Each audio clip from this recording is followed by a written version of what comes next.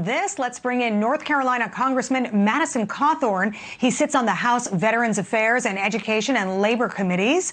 Congressman Cawthorn, thank you so much for joining us on this holiday weekend. We so appreciate it.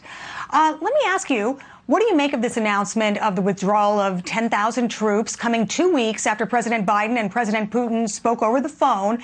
In that phone call, according to the White House, the president warned Putin against invading Ukraine, saying there could be severe economic consequences, as we heard in the report from Alex Hoff just now. Do you think that's causing Putin to back down, or is he just playing games here for an eventual invasion of Ukraine? What do you think? Anita, great to be on with you. One, I just want to make it very clear that when we see this 10,000 troop withdrawal from the Russian-Ukrainian border, this is nominal at best. There's nearly 100,000 Russian troops there with heavy artillery, armor devices, as many things that could be used against the Ukrainians with overwhelming force.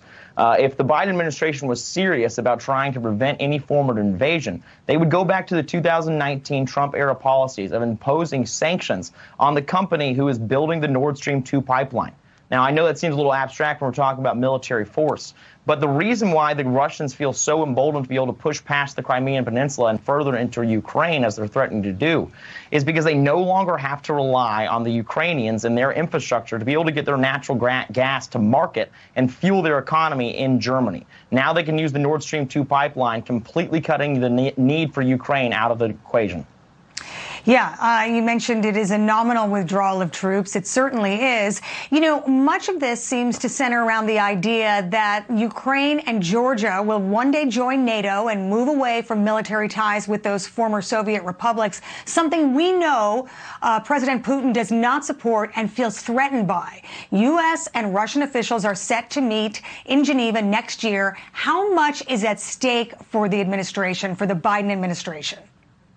Well, so much is at stake. I mean, they've been made a mockery of on the world stage. It's very clear that this administration is completely inept when it comes to foreign policy. And really, I believe this is the time to show strength. This is the time to put Russia in their place, to make sure we have no military action. We're hearing a bipartisan call for the idea that we could put troops on the ground, or that our fleets inside of the Black Sea could rain down destruction on the Russians. This is asinine at best. When these people believe that they're fighting in the late 1900s against the USSR, who is completely prostrate and not capable of being able to defend themselves, we would be fighting right against their doorstep and their seat of power. We've been fighting in a sandbox and in caves for the last 20 years. Meanwhile, they've been creating hypersonic missiles which could sink our entire fleet in the Black Sea. Yeah, we heard that news just over the weekend, that they launched a hypersonic missile. They have one. China has one. The U.S., well, we're still working on one. Let me turn to another topic here. Vice President Kamala Harris and her perception of what her biggest problems are. She tells Face the Nation in an interview airing this morning that her biggest failure as vice president is not getting out of D.C. more.